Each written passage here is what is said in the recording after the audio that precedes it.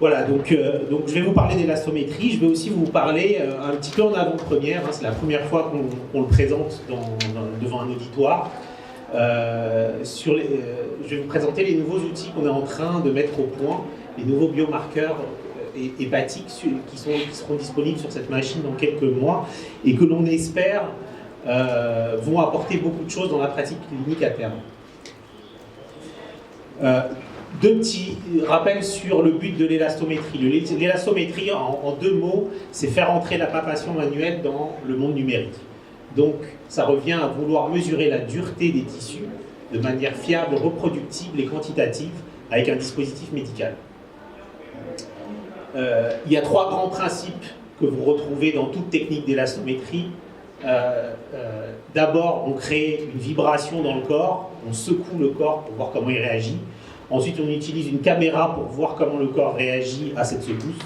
Et ensuite, on a une analyse de ce qu'on a enregistré pour en déduire des propriétés mécaniques et en particulier la dureté. Donc, c'est les trois grands principes, vous les retrouvez dans toute technique d'élastométrie. Alors, il y a plein de façons de faire, il y a plus de 30 différents types d'élastométrie, on ne va pas les revoir, mais celle que vous connaissez le mieux, je suppose, c'est le fibroscan. Donc c'est l'élastographie transitoire qui se base sur une vibration extérieure, donc un vibreur qui donne un coup à l'extérieur du corps.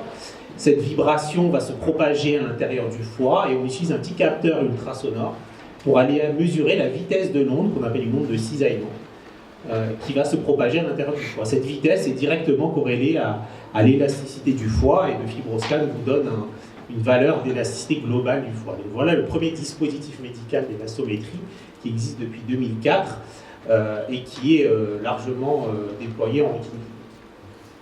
Le deuxième, c'est celui qu'on a introduit en 2008, qui est l'élastographie shear-wave. Alors là, on n'est plus dans de la mesure ponctuelle, on est dans de l'image. Donc on fait une image temps réel, quantitative, de l'élasticité du corps humain. Et donc là, je vous ai donné un exemple où on fait une image d'un muscle qui se contracte, et vous voyez que quand il y a contraction, tout d'un coup, tout devient rouge, donc tout devient dur, et donc le muscle se durcit lorsqu'il se contracte. Voilà, donc là, on est sur une image échographique qui est augmentée par une image élastographique qui elle-même est quantitative. Le principe de cette technique, il est aussi très proche de celui du fibroscan, hein, c'est les mêmes grands principes. On crée une onde de cisaillement qu'on va filmer à l'intérieur du corps avec les ultrasons, et on va la voir se propager à l'intérieur du corps pour en faire ensuite une carte d'élasticité. Voilà. Donc là, ce qui est bleu est mou, ce qui est vert est dur, et donc on est capable de faire, juste en mesurant la vitesse de l'onde qui se propage, on est capable de faire une carte de dureté. Il y a quand même une subtilité, c'est que pour mesurer cette onde, on doit faire de l'imagerie ultra rapide. On est obligé d'aller à 5000, 6000, 10 000 images par seconde pour suivre correctement la propagation de cette onde, sinon vous ne la voyez pas. Elle disparaît avant même que vous ayez commencé à imager. Et ça, c'est vraiment un changement de paradigme en échographie, parce que les échographes, ils font du 50 images secondes, pas du tout du 10 000 images secondes. Et donc nous, ce qu'on a développé, c'est ce qu'on appelle l'imagerie ultra rapide. Et donc on passe d'une acquisition séquentielle d'une image qui va aller interroger ligne par ligne pour reconstruire une image, à une acquisition parallèle. Donc on va insonifier le milieu en un coup avec une onde plane, bam, et hop, on reconstruit l'image en une illumination. Donc on va aller 200 fois plus vite que ce que les échographes font actuellement. Et ça nécessite de repenser un petit peu l'échographie. Et donc l'Explorer qu'on avait introduit en 2009, ben, il est parti d'une feuille blanche, et puis il est capable de faire du 20 000 images secondes et pas du 50 images secondes. Et on se retrouve avec ce genre de film d'ondes de cisaillement qui se propagent à l'intérieur du corps. Je voudrais souligner une chose importante à ce niveau-là, c'est que lorsque vous faites de l'imagerie quantitative, l'élastographie, c'est le premier pas vers l'imagerie échographique quantitative. Ça vous donne un chiffre partout, là où vous regardez l'image. Là, vous ne pouvez pas être approximatif. Vous devez être sérieux, précis, pour pouvoir avoir une valeur chiffrée qui est consistante. Sinon, vous, dans votre pratique clinique, vous allez avoir du mal à vous fier à cette valeur, vous allez avoir beaucoup de variabilité. Et donc, un exemple de ça, c'est si on se contente de faire de l'imagerie à 1000 images secondes ici, de la même onde, vous voyez qu'on la voit quand même. Mais derrière, regardez la différence entre les estimations de dureté. Dans un cas, vous avez vu l'inclusion plus dure, dans l'autre cas, vous l'avez ratée. Et donc, c'est pour vraiment vous illustrer qu'on ne peut pas jouer aux apprentis sorciers lorsqu'on fait de l'imagerie quantitative. Si on veut vous donner un chiffre, il faut qu'on soit précis.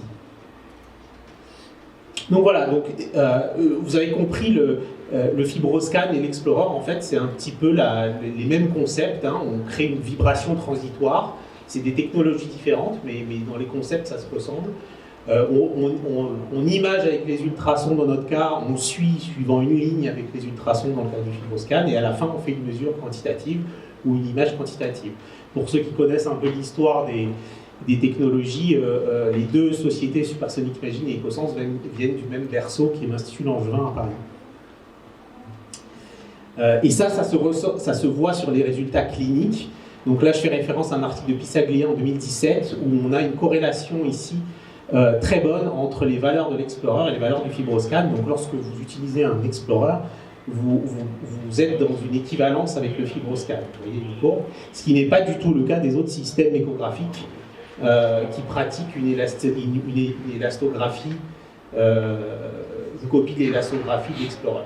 Donc on est sur des courbes qui ne sont pas du tout pareilles. Et ça, je vous renvoie à mon commentaire précédent, on ne peut pas faire d'approximation lorsqu'on fait de la quantification. Alors, c'est équivalent, mais pourquoi ne pas passer à l'image? Parce que ça vous apporte aussi beaucoup de bénéfices, et ça, je voudrais vous en illustrer quelques-uns. Et ça vous ouvre aussi quelques perspectives. Alors allons-y. La première chose qui est importante, c'est qu'en fait, vous avez un retour en temps réel, un feedback en temps réel sur la qualité de votre mesure. Si vous faites une image élastographique ici avec notre système, vous voyez en direct si l'acquisition est bonne ou pas. Le signal est stable, il est bleu. En 3 secondes, vous gelez et vous avez votre mesure. Ensuite, vous faites votre mesure, votre rapport, et en 1 minute, c'est réglé. Donc c'est rapide, il n'y a pas besoin de faire 10 mesures ou plus de mesures. En 3 secondes, vous avez votre acquisition. Et d'ailleurs, lorsque vous faites votre mesure, on fait une mesure dans ce qu'on appelle une Q-box, donc c'est une région d'intérêt d'1 centimètre, et le nombre de mesures qu'on fait à l'intérieur de cette Q-box approche les 150, ce qui fait qu'on moyenne tout ça et on a une valeur qui est relativement fiable et assez précise parce qu'on a fait toutes ces mesures dans une zone assez restreinte du corps, du foie. La deuxième chose, c'est que souvent, ça vous donne aussi une compréhension de ce qui se passe. Souvent, l'élastographie est biaisée lorsqu'il y a un vaisseau qui crée des battements ici et qui va venir biaiser la mesure d'élasticité. Ça, grâce à l'image, vous allez pouvoir le voir et vous allez pouvoir dire je ne vais pas me mettre à côté du vaisseau, je vais me mettre au-dessus et je vais faire une mesure beaucoup plus fiable. Quand vous n'avez pas d'image, toutes ces erreurs-là sont intégrées dans la variabilité de votre mesure. Et le dernier point, c'est que c'est quand même relativement robuste. On a plus de 8 ans d'expérience là-dessus et on a un taux de succès de 98%. Et on est capable de faire des images dans des cas assez difficiles. Là, je vous présente un cas d'une fibrose avec un ascite ici. Ici, c'est une lésion. Donc, vous voyez on est capable d'aller, même dans les cas difficiles, mesurer des élasticités assez élevées.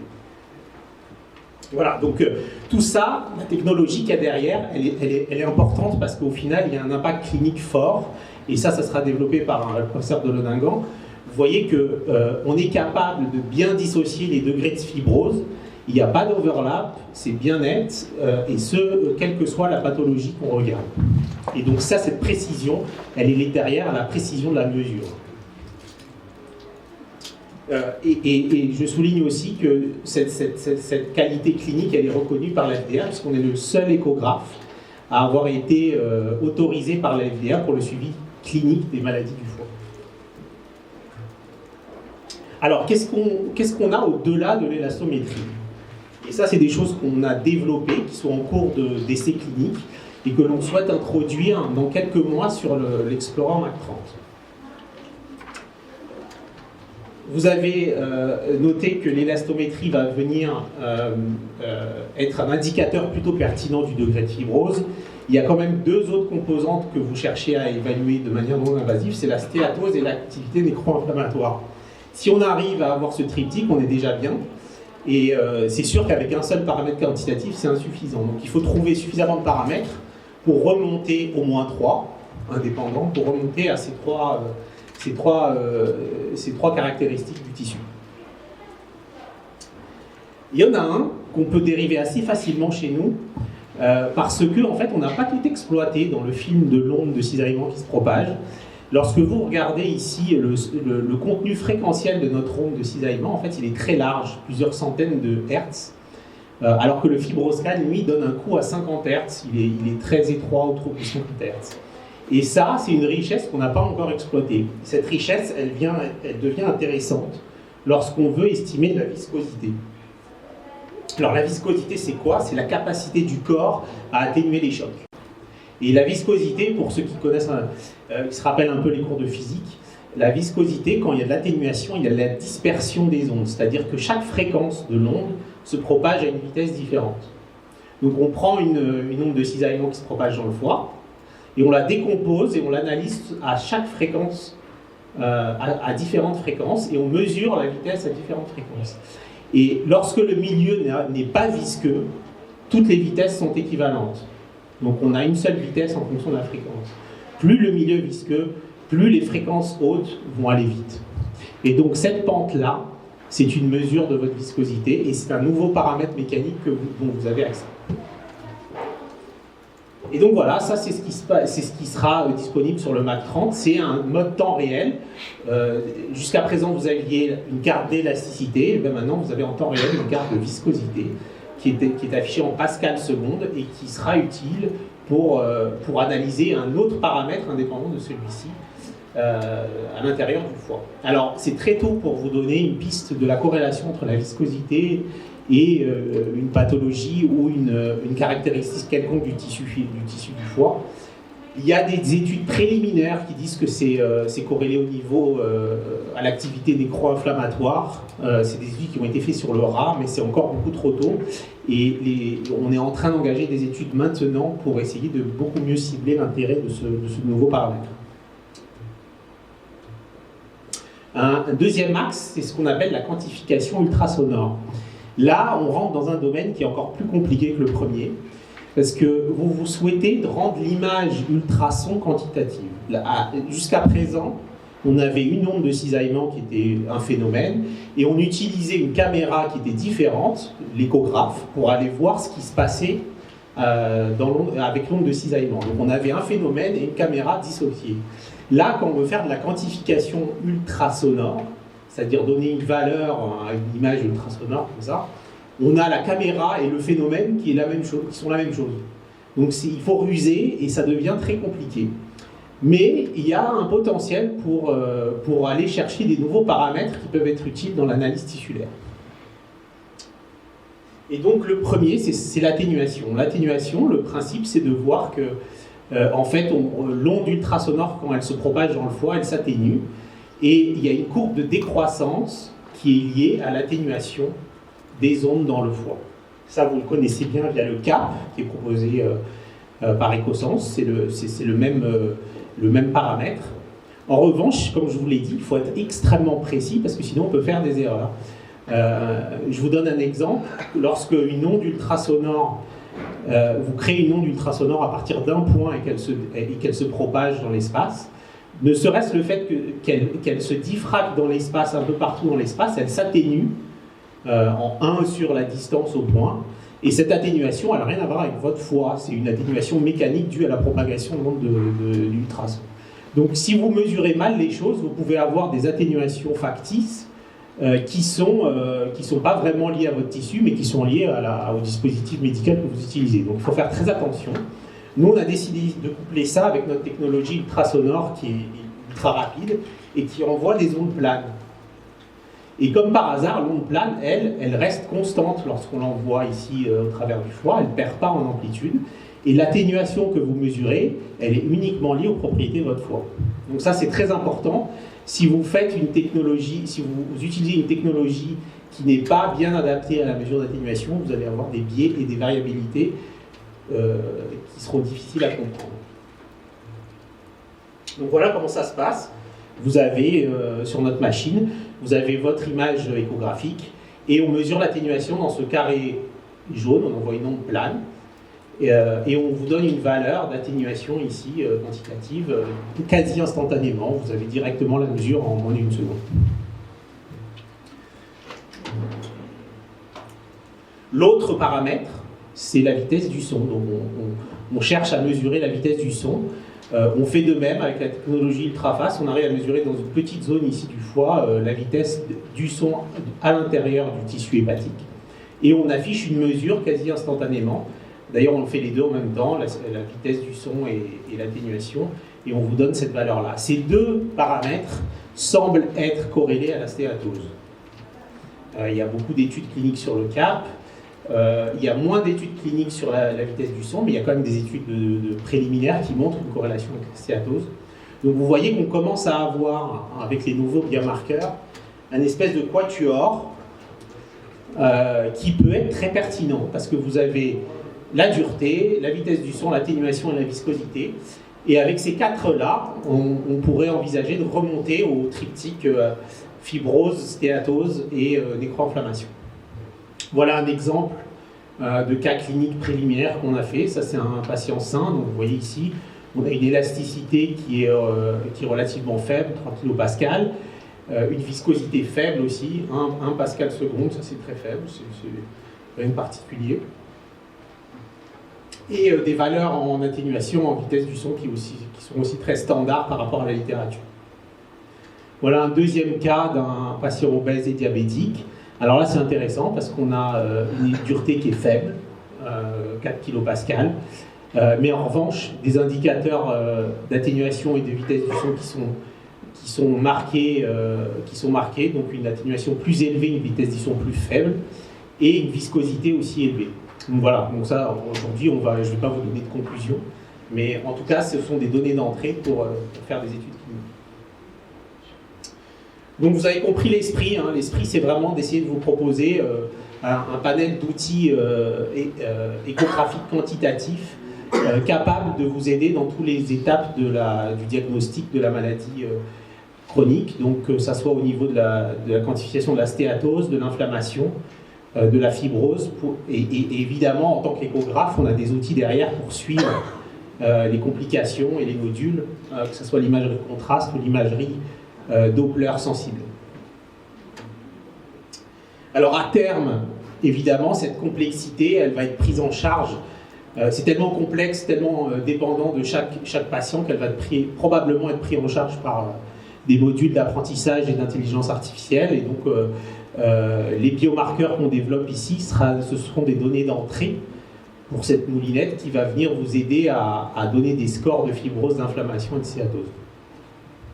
Donc ça, c'est à plus moyen terme. Je voulais juste finir par vous donner les résultats d'une étude chinoise qui a combiné notre élastographie Shearwave avec un module d'apprentissage d'intelligence artificielle. Alors c'est juste sur un paramètre, c'est l'élasticité. Et en fait, ils ont montré que sur plusieurs centaines de patients, la courbe ROC était quasi parfaite avec le module d'intelligence artificielle par rapport à la courbe standard si on fait une mesure locale. Et donc ça vous donne un peu le potentiel de ces nouvelles technologies qui vont vous aider beaucoup en termes de précision de diagnostic. En tout cas dans la suggestion. Voilà, je m'arrête là et puis je vais laisser la parole au professeur Lebongrand. Merci.